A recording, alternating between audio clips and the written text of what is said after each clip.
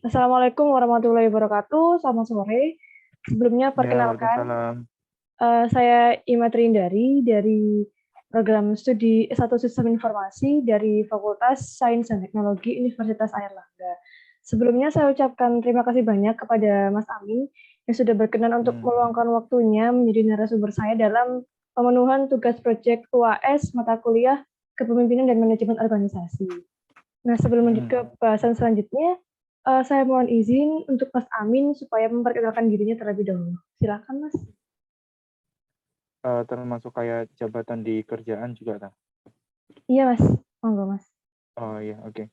Nama saya Ainul Amin. Saya eh, kerja di GES Galaxy Mall Surabaya sebagai supervisor.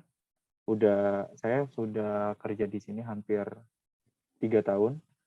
Terus em, usia saya 29 tahun. Terus habis itu saya pengalaman kerjanya udah banyak, apalagi di retail fashion industri. Sebelumnya sih emang saya pernah kerja di GES, cuman saya resign terus kembali lagi. Itu sih. Baik, Mas. Apa mungkin bisa diceritakan, Mas, pengalaman Mas yang tadi sampai bisa kembali lagi ke GES itu kenapa? Gitu. Oh, oke.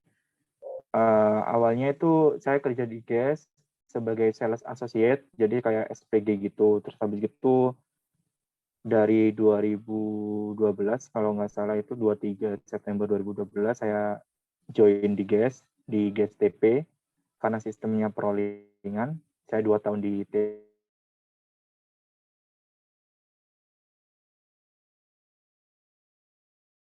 person in charge di GES Galaxy Mall juga 2015 selama 1 tahun, terus di rolling lagi dipindah di GES Ciputra World yang sekarang udah tutup sampai tahun 2017 saya resign. Alasan saya resign karena saya dapat tawaran lagi di Tunjungan Plaza 6. Waktu itu ada brand baru, brand lokal brand itu membutuhkan supervisor. Jadi aku mencoba untuk cari pengalaman baru, dan ini karena brand baru juga, jadi aku pengen tahu tantangannya kalau brand baru itu seperti apa. Kalau GES kan udah punya nama, kalau yang brand baru ini masih belum punya nama, jadi aku mencoba untuk men-challenge diri aku untuk supaya gimana sih untuk menjalankan sebuah brand yang baru masih belum dikenal sama orang-orang yang terutama yang ada di Surabaya gitu. Terus habis itu di nama brandnya di TP itu Popyu, untuk sama juga fashion industri juga, retail fashion industri juga, jadi bergerak di bidang fashion. Cuman kalau untuk yang Popyu ini dia lebih ke casual kayak pakaian-pakaiannya hampir sama kayak Uniqlo gitu-gitu sih. Jadi kayak basic-basic gitu. Terus habis di Popyu itu aku menjabat sebagai supervisor store, karena saya last position saya di GES itu di sebelum resign itu memang supervisor. Jadi aku ngelamarnya juga supervisor store di brand yang baru ini. Itu join 2017, terus resign karena satu dan lain hal, saya akhirnya ditawarin kembali ke GES lagi, kebetulan di GES Galaxy Mall lagi membutuhkan supervisor, dan sampai sekarang. Oh, begitu ya, Mas. Nah, kalau dari kata Mas sendiri tadi kan untuk men-challenge gitu ya, Mas ya, dari perusahaan yang masih belum dikenal namanya sama yang udah ada namanya. Apakah ada perbedaan Ya, signifikan gitu, Mas, antara keduanya? banyak sih perbedaannya. Karena yang pertama sih memperkenalkan brand dulu, memperkenalkan brand, karena memang nggak pernah ada yang tahu brand Popyu itu apa. Dan sebenarnya Popyu ini anak perusahaan dari PT Sri Populo Indonesia, atau kalau misalnya nanti Mbak Ima ya, Mbak Ima nanti bisa googling, itu dia anak perusahaan dari ini, PT Sritex. PT Sritex itu adalah perusahaan tekstil terbesar di Asia Tenggara. Itu letaknya ada di Solo. Jadi itu uh, Popyu ini under perusahaan besar kayak anak perusahaan dari itu. Jadi memang kan Sritex ini kayak pabrik tekstil gitu. Jadi Sritex ini yang bikinin baju kayak brand Zara, H&M, Mango. Jadi semua brand-brand yang ada di Indonesia maupun di luar negeri itu yang bikin ya Sritex ini. Nah, karena Sritex ini pengen punya brand sendiri, jadi dia bikinin brand sendiri waktu itu tahun 2016 waktu di Gandaria City itu toko pertamanya, namanya Popyu. Jadi dia bikin brand sendiri. Meskipun dia bikinin baju buat orang buat brand lain, dia juga bikin brand sendiri gitu. Oh. Lalu kalau misalnya dari Mas ini kan supervisor ya Mas. Apa aja sih Mas kira-kira tugas dari supervisor apalagi dalam bidang fashion di perusahaan gas ini Mas? Kalau untuk tugas, untuk job desk-nya sehari-hari ya, daily rutinnya itu yang pertama sih memanage toko. Itu yang pasti itu memanage toko, mengarahkan staff untuk supaya bisa on time sama target yang udah diberikan. Lalu banyak sih. Jadi kayak intinya lebih ke memanage semua hal yang ada di toko itu.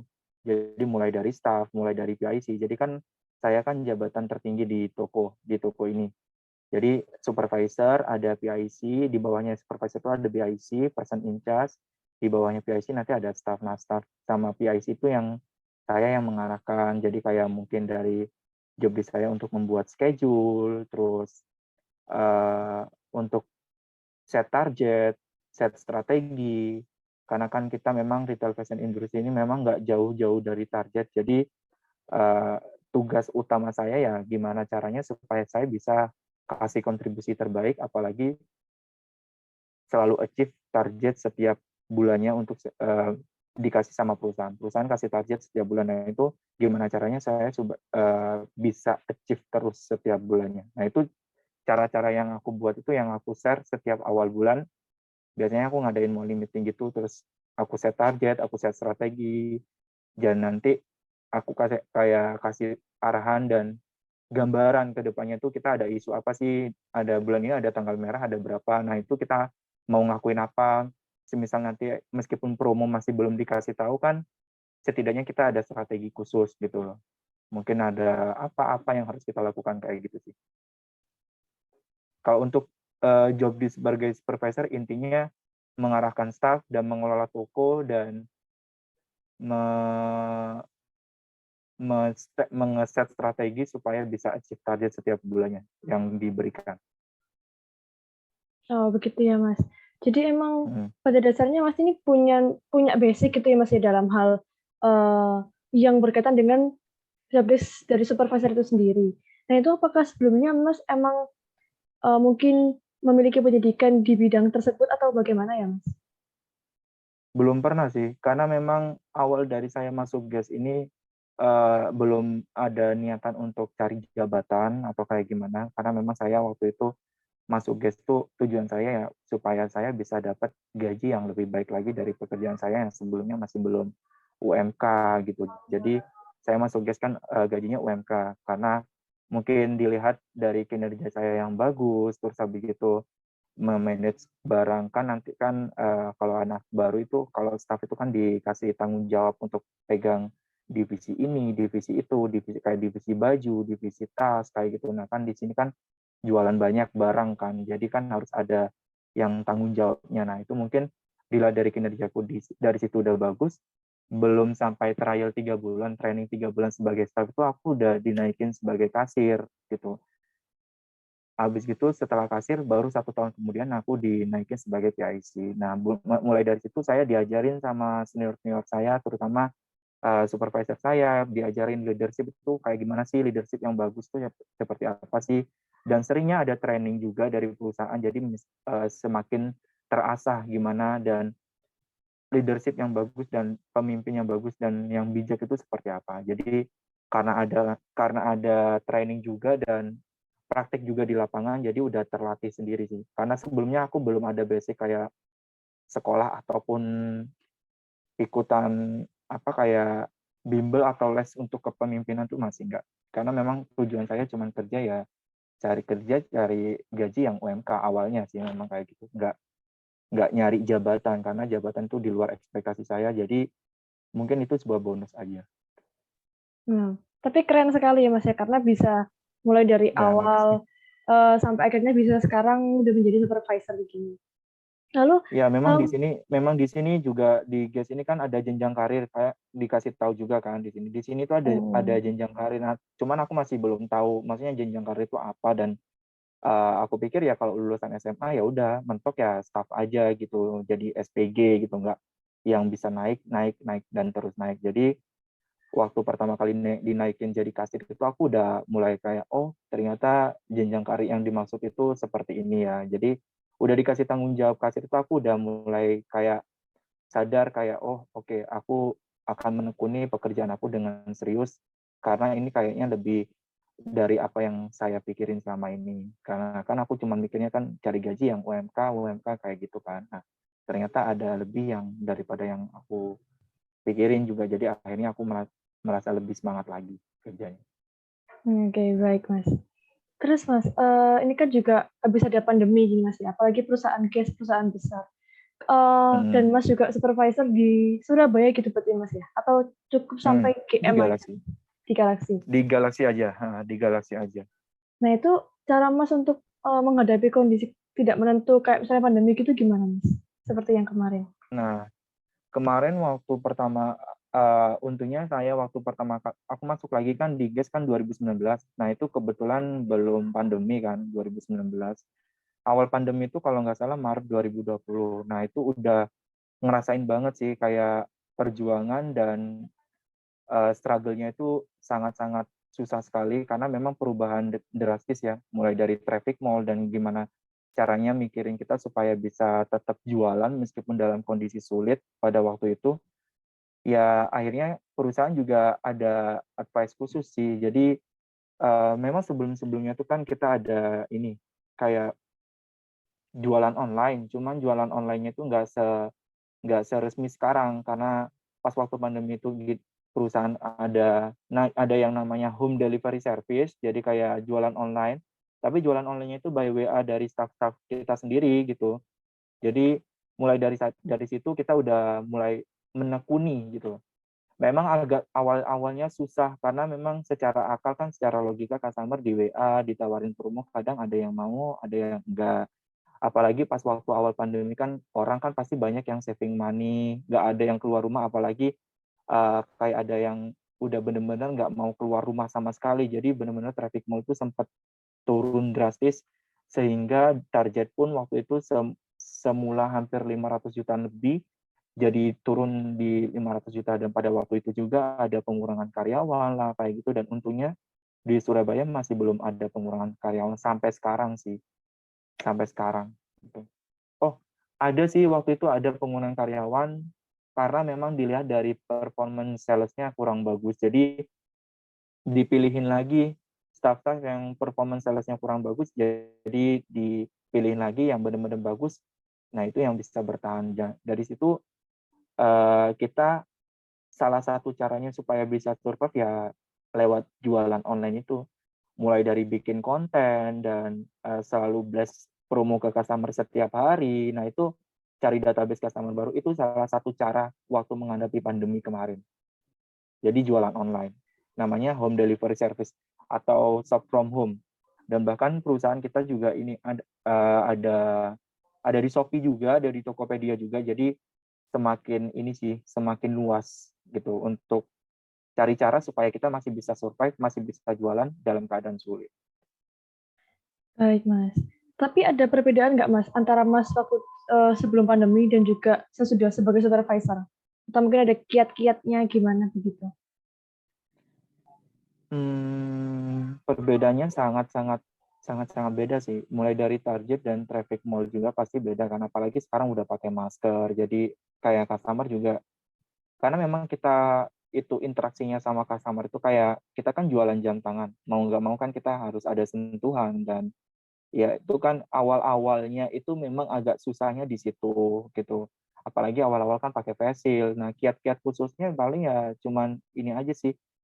Kita kan ada juga tuh kayak kita kan memang ada standar waktu itu awal-awal pandemi itu, jadi kayak nggak boleh terlalu banyak orang di dalam toko, terus habis itu jarak ini social distancing dan segala macamnya. Mungkin kiat-kiat khususnya itu lebih memperkenalkan ke customer, kasih info ke customer bahwa kita itu benar-benar udah safety gitu. Jadi customer yang mau belanja atau mau datang ke mall pun, ya meskipun pada awal-awal pandemi itu udah mulai turun drastis traffic mall ya, tapi kan ada beberapa customer yang cuek itu kan kita juga harus bisa benar-benar kayak meyakinkan toko kita aman loh gitu. Jadi kiat-kiatnya mungkin lebih ke jaga kebersihan, terus mungkin pada waktu itu awal-awal pandemi kita pakai sarung tangan, jadi customer yang mau belanja ke toko itu jadi lebih aman gitu. Itu sih. Lalu kalau untuk sekarang kan sudah mulai apa ya, agak Mulai normal normal. gini Mas ya. Nah, apakah dari perusahaan Gas sendiri juga sudah menyiapkan rencana-rencana untuk mengembangkan bisnisnya lagi gitu Mas? Sudah ada sih. Dari 2021 kemarin itu kan, iya memang 2021 kemarin, 2022 ya, waktu itu Omicron tuh 2022 bukan? Omicron. Iya Mas, 2022 awal. Iya, Omicron itu 2022 yang waktu toko tutup itu waktu COVID yang Delta itu kalau nggak salah. Ya itu yang parah-parahnya itu sampai toko tutup, sampai 1 bulan lebih kan waktu itu tutup. Itu kita jualan online di dalam toko. Jadi mall itu mengizinkan beberapa staff aja kayak stay 3 orang, 2 orang yang stay di toko untuk jualan online. Jadi kayak yang di rumah itu tetap masih bisa jualan. Jadi kayak masih bisa jualan online juga. Karena yang di toko juga ada anak. Meskipun toko tutup, kita masih bisa jualan online sih. Oke. Berarti kemungkinan sejak, pandemi Oh, mulai untuk surut ini aman ya Mas? ya, tadi kan pertanyaan untuk mengembangkan bisnis ya. Dari Iya. mulai 2021 itu udah mulai ini sih, udah mulai buka toko-toko baru karena di luar Surabaya kan udah ada mall baru, jadi udah mulai buka toko baru, buka toko baru. Itu sih, perusahaan udah mulai buka toko baru lagi. Karena udah mulai kembali normal dan target pun sekarang udah kembali normal dari tahun kemarin 2021 udah kembali normal. Jadi udah normal aja sih, cuman perbedaannya cuma pakai masker gitu aja. Baik. Jadi, kemungkinan besar ini kerugian di tahun-tahun pandemi itu udah bisa terbayar atau belum Mas, kira-kira untuk satu toko gitu? Untuk satu toko Galaxy sendiri udah kemarin udah dikasih tahu sama manajemen, tapi karena mungkin Galaxy ini di tahun kemarin achieve targetnya cuma beberapa bulan aja, jadi untuk nutupin kerugian waktu awal pandemi itu masih belum cukup gitu. Tapi untuk toko-toko lain di luar Surabaya, bahkan yang di Surabaya juga ada, itu udah ada yang nutupin juga sih. Tapi nggak jelek-jelek banget sih, maksudnya untuk sebagian besar toko-toko sebagian besar udah bisa menutupi dari kerugian waktu awal pandemi. Hmm. Pencapaian luar biasa berarti Mas ya sebagai supervisor. Udah bisa kayak membuat Iya, bangkit lagi gitu. iya sih ya, ya bener. Tapi itu benar-benar susah sih memang waktu itu awal-awal. Apalagi waktu jualan online pertama kali karena kan customer juga kayak nggak dulu deh Mbak, nggak mau belanja dulu deh, kayak untuk saving money, saving uang buat ya kita kan nggak pernah tahu ke depannya kayak gimana kan. Waktu itu juga kita ya mikirin gimana caranya supaya bisa tetap kerja gitu ya kan. Benar. Nah, kerja kalau misalnya nggak jualan ya kan harus tetap jualan gitu. Jadi ya karena memang kita tugas utamanya jualan ya harus jualan, mau nggak mau gimana caranya harus bisa tetap jualan. Susahnya di situ sih, tapi kalau untuk sampai sekarang ya semakin karena udah hampir pandemi ini kan udah hampir 2 tahun lebih ya. Jadi udah mulai terbiasa sih. Jadi kalau Hmm. ada yang susah itu kita segera cari solusinya. Jadi kita nggak fokus sama kendalanya. Oke, kendala kita ini ya kita fokus sama solusinya. Nggak fokus sama kendalanya. Kalau misalnya kita fokus sama kendalanya kan nggak selesai-selesai dan nggak bisa cari solusinya. Benar benar. Oke. Mungkin itu aja sih Mas, pertanyaan wawancara dari aku sendiri. Mungkin Masnya juga bisa Oke. memberikan saran nih Mas ya kepada teman-teman mahasiswa nanti yang menonton video ini, gimana sih supaya bisa berjuang sebagai pemimpin di era yang tidak menentu ini? Monggo Mas. Kalau aku sih bisa saranin karena mungkin kalau mahasiswa kan kadang ada yang udah kerja, ada yang enggak ya. Iya. Sebenarnya